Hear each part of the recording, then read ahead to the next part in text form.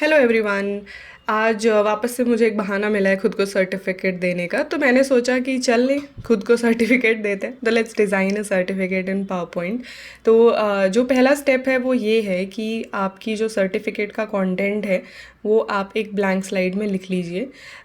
जैसे किसको सर्टिफिकेट देनी है, किस चीज़ की सर्टिफिकेट देनी है, या डेट हो गया, कौन से इंस्टीट्यूट की तरफ से वो सर्टिफिकेट जा रहा है, और कितने लोग उसमें साइन करेंगे, और आपको किसी इंस्टीट्यूट का लोगो लिखना है कि नहीं, वो सब कितने जो साइन है उसके आसपास कितना स्पेस होना चाहिए। तो जो भी आपका कंटेंट है वो ऑलरेडी आप रख लीजिए।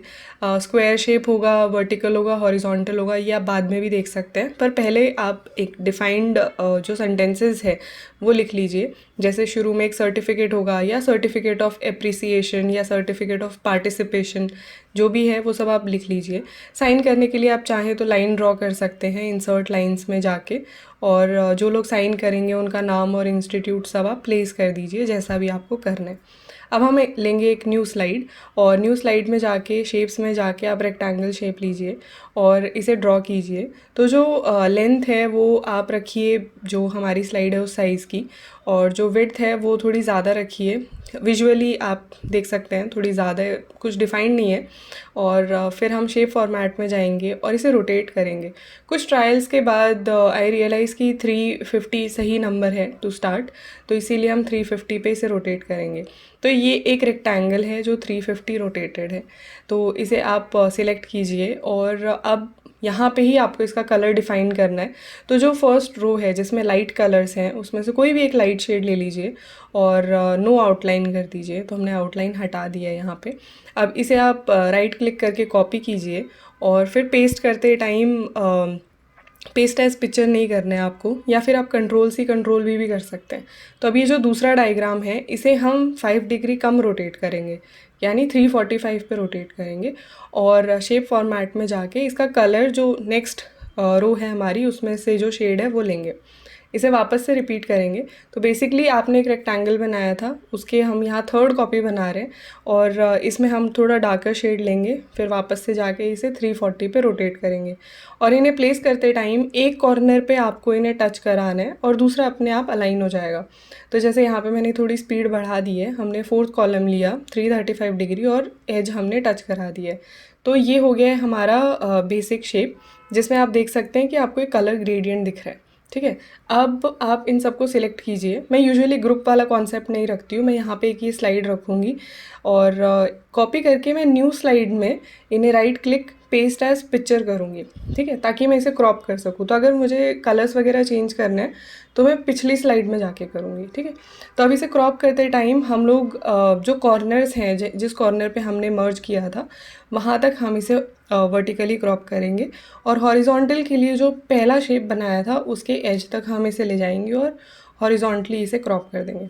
ठीक है, तो अब हमें वो शेप मिल गई है जो शायद थंबनेल में आपने देखी होगी, जिसमें हमें एक कलर ग्रेडियंट मिल रहा है। ठीक है, तो हमने रेक्टेंगल से बनाया ये, उसको रोटेट करके और अलग अलग कलर्स देके। ठीक है, तो अब एक ये फ़ोटो है, तो आप इसे किसी भी तरह से अपने स्लाइड में प्लेस कर सकते हैं। तो जैसे एक कॉर्नर में मैंने प्लेस किया और कॉपी पेस्ट किया, और दूसरे वाले को रोटेट कर दिया, जो ऊपर राउंड का शेप होता है उससे, या आप रोटेट में जाके भी कर सकते हैं। अब क्योंकि ये फ़ोटो है तो आप इसे एनलार्ज भी कर सकते हैं, जैसे सिलेक्ट करके आप इसे ड्रैग करके कॉर्नर तक लेके जा सकते हैं। पर जैसे अगर नीचे किया है तो वैसे ही ऊपर वाली शेप में भी करना पड़ेगा। तो ये होगी एक शेप। फिर आपका जो कंटेंट था आप उसे कॉपी कीजिए और इस शेप में पेस्ट कीजिए। तो ये जो डिज़ाइन है इसमें आपका ऊपर और नीचे की तरफ एक डिज़ाइन है, साइड्स में थोड़ा ब्लैंक है। तो अगर आपको सही लगे तो ठीक है, वरना हम अब इसको ही यूज़ करके एक और शेप बनाएंगे। तो मैंने स्लाइड डुप्लिकेट की है। अब यहाँ पे हम लोग जो शेप है उसको थोड़ा सा छोटा कर देंगे, क्योंकि हम उसके ऐसा वी शेप या कॉर्नर शेप बनाने वाले हैं। मैंने कोई मेजरमेंट नहीं लिया, ये सब विजुअल है। आपने यहाँ पे कॉपी बनाई और रोटेट किया। अब इसे हमें फ्लिप करना है, तो आप एक साइड से ड्रैग करके इसे फ्लिप कीजिए, और इसे कॉर्नर में प्लेस कर दीजिए। तो अब यहाँ पे कॉर्नर में एक शेप आ गई है जो काफ़ी अच्छी दिख रही थी। तो इन दोनों को मैच कराने के लिए मैंने नीचे वाले को इंक्रीज़ किया और फिर मैं कॉर्नर तक लेके गई ताकि जो कलर ग्रेडियंट है वो अच्छा दिखे। बट जो एज है वहाँ पे थोड़ा अजीब सा कट आ गया है। तो फिर जो ये शेप है इसको मैंने थोड़ा सा और रोटेट किया ताकि जो डार्क ब्लू है वो डार्क ब्लू के साथ मर्ज हो जाए। तो वैसा करने के लिए आप शेप्स को एनलार्ज कर सकते हैं, स्मॉल कर सकते हैं, जैसा भी आपको ठीक लगे। बट अब यहाँ पे मेरा कॉर्नर बिगड़ गया है। तो वापस से कैसे करेंगे, जैसे पहले किया था, जो आपके इंटरेस्ट के शेप्स हैं आप उन शेप्स को सिलेक्ट कीजिए। यहाँ पे नहीं करूँगी मैं क्योंकि हो सकता है बाद में मुझे चेंज करना पड़े। तो मैं इसे कॉपी करूँगी और वापस से न्यू स्लाइड लेके राइट क्लिक करके पेस्ट एज पिक्चर करूँगी। ठीक है, तो यहाँ पे इसे मैं क्रॉप कर सकती हूँ। तो हॉरिजॉन्टल क्रॉप तो आपका जो लाइन ऑफ अलाइनमेंट है वहाँ तक होगा, और वर्टिकल भी आप कॉर्नर तक वर्टिकली क्रॉप कर सकते हैं। ठीक है, तो अगर मुझे इसके एंगल चेंज करने हैं तो मैं वापस से पहले वाली स्लाइड में जाके चेंज करूँगी। यहाँ पे फाइनल डिज़ाइन होगा। अब इसकी एक कॉपी बना के जैसे हमने पहले रोटेट किया था वैसे ही रोटेट करेंगे और इसे हम कॉर्नर में प्लेस कर सकते हैं। अब ये टेक्स्ट लिखने के लिए तैयार है। तो जैसे इसे हम हटा देते हैं क्योंकि ये फाइनल शेप है, बाकी आप इसे बैकअप के लिए रख सकते हैं। तो अब हमारे पास दो डिज़ाइन रेडी हैं।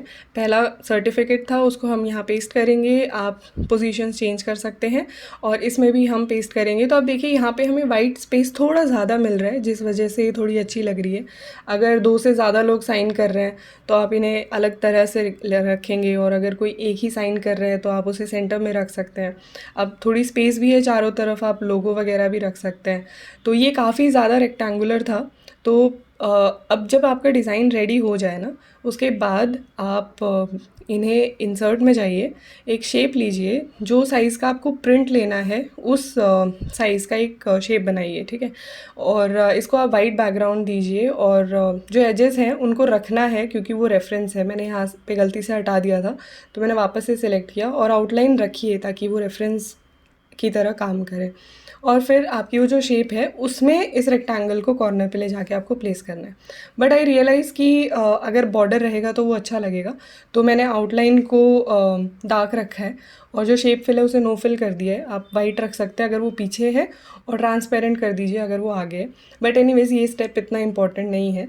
तो यहाँ पे आपका डिज़ाइन रेडी है, और जो साइज़ है वो जो आपने शेप इंसर्ट किया था उससे मैच होगा, जो कि प्रिंट होगा। ठीक है, तो आप सबको सिलेक्ट करके सेव एज़ पिक्चर कर दीजिए और उसके बाद ये प्रिंट हो सकता है। और अगर आप स्लाइड में देखना चाहते हैं तो ये कुछ इस तरह से दिखेगी। तो ये जो बॉर्डर दिख रहा है वो एक्चुअली जो प्रिंटिंग एरिया है वो होगा, और इसी हिसाब से अगर वर्टिकल है तो आप यहीं पे वो शेप को वर्टिकल बना के भी कर सकते हैं।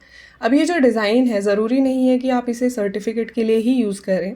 अगर एक बार आपने इसे बना लिया है तो आप स्लाइड्स में इसे एज अ बैकग्राउंड भी यूज़ कर सकते हैं।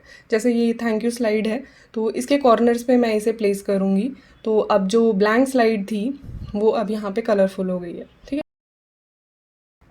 तो बस आज के वीडियो में इतना ही। Thank you all for subscribing and keep exploring PowerPoint presentation. Bye bye.